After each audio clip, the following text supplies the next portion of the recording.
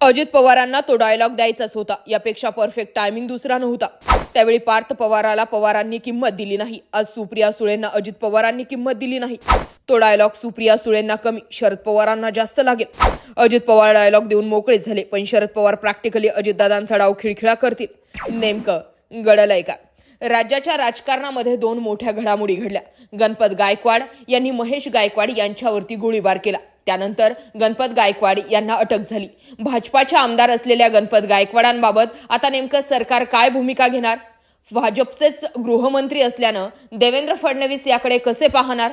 आणि एकंदरीत काय तर भाजपाचा आमदार दिवसाढवळ्या जर अशा पद्धतीने गुन्हे करून बाहेर पडत असेल तर मग महाराष्ट्रामध्ये गँगवॉर सुरू आहे का?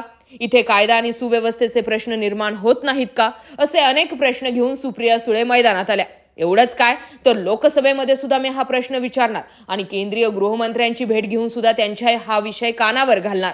आणि याच पार्श्वभूमीवर भाजपाचे गृहमंत्री असलेल्या देवेंद्र फडणवीसांनी राजीनामा दिला पाहिजे अशी मागणी सुप्रिया सुळेंनी केली.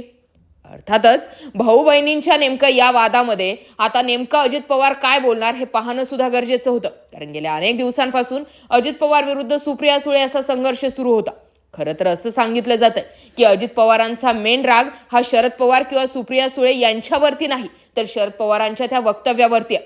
पार्थ पवार याचं राजकीय भविष्य कायमस्वरूपीसाठी अंधारात ढकलण्यामागे शरद पवारांचा मोठा हात आहे. आणि त्यामुळे कुठेतरी ती भावना जी आहे ती अजित पवारांच्या मनामध्ये कायमच आहे. आता अजित पवारांनी जो डायलॉग दिलाय सुप्रिया सुळे यांना की मी त्यांच्या बोलण्याला किंमत देण्यासाठी किंवा त्यांच्या प्रत्येक प्रश्नाला उत्तर देण्यासाठी बांधील नाहीये असं म्हणत सुप्रिया सुळेंना आपण किंमत देत नाही किंवा त्यांच्या बोलण्याला आपण महत्त्व देत नाही असं स्टेटमेंट अजित पवारांनी केलं.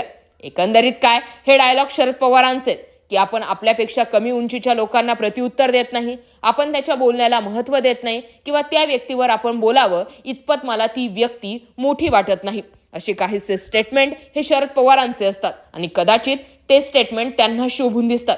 परंतु आता हाच डायलॉग जो आहे तो अजित पवारांनी दिला. आता हीच गोष्ट जी आहे ती सुप्रिया सुळेंना कमी पण शरद पवारांना जास्त लागणार आहे.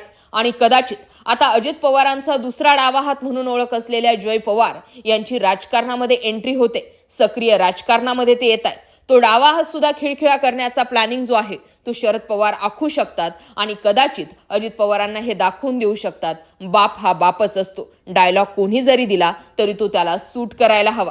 असो, या सगळ्या घडामोडी जर बघितल्या तर अजित पवारांनी सुप्रिया सुळेंना दिलेले हे स्टेटमेंट की आपण त्यांच्या प्रश्नाला उत्तर देण्यासाठी बांधील नाही किंवा आपण कोणाच्याही प्रश्नाला उत्तर दिलं पाहिजे असं काही नाहीये असं म्हणत अजित पवारांनी सुप्रिया सुळेंना एका प्रकारे कानाडोळा केलाय किंवा त्यांना किंमत देत नाही असं दाखवून दिलंय. पुढे जाऊन हे जय पवारांच्या बाबतीत स्टेटमेंट जे आहे ते शरद पवार देतील का? कमेंट करा. अशाच महत्त्वपूर्ण अपडेट समजून घेण्यासाठी आपल्या चॅनलला आवर्जून सबस्क्राईब करा. जय महाराष्ट्र पब्लिक.